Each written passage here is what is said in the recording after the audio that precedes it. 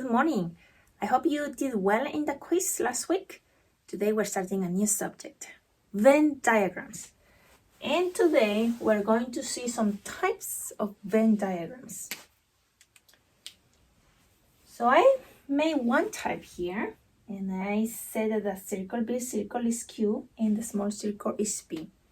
Do you notice that P is included in Q? And that is because all elements of P belongs to Q. So we can say that this is if P, then Q. If an element is in P, then the element is in Q. And some words that we use when we use this type of Venn diagram is all, always, or every. It means that all elements of P belongs to Q, are also elements of Q. When we want to say only that some or sometimes the elements of P are elements of Q, then this is the diagram that we should use. And notice that they interconnect. It means that some elements of P belong to Q. Some, not all. Like here, right? So if I want to write this one, P and Q, I could write P or Q. It's true for P or Q. Involves the two circles here. But the shaded part inside, this is where the arrow is at, is only the elements that belong to both P and Q. Therefore, to represent that, we said P and Q. See how it changes. This is P and Q, belongs to both circles. But P or Q, it can belong to any one of those. And it means that some elements of P are also elements of Q. The other type is when there is no relationship.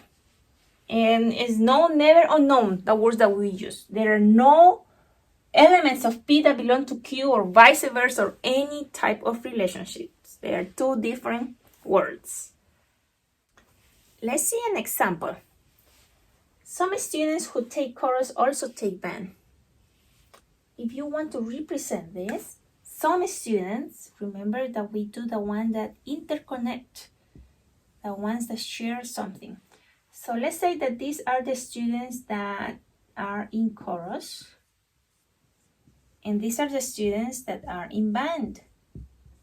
And some students also that take chorus also take band. So if you want to shade or represent that, this is the part. These are the students that take chorus and take band, has both of that. To complete your worksheet today, I want to mention a few reminders, like square numbers, perfect squares. Perfect squares are numbers that when you find the square root, gives you one whole number. Like square root of 25 is 5, square root of 16 is 4. It gives you a whole number. It doesn't give you a decimal or a fraction. It just gives you one whole number. Prime numbers are numbers that cannot be divided by anyone, only can be divided by themselves and by 1. For instance, the number 5. You can only divide, you cannot divide 5 by 2 or by 3. I mean, you could divide it, but it won't give you one whole number. It will give you a decimal. So prime numbers cannot be divided for any other number except themselves and the number 1. I can divide 5 by 5, and I can divide 5 by 1. That's all I can do.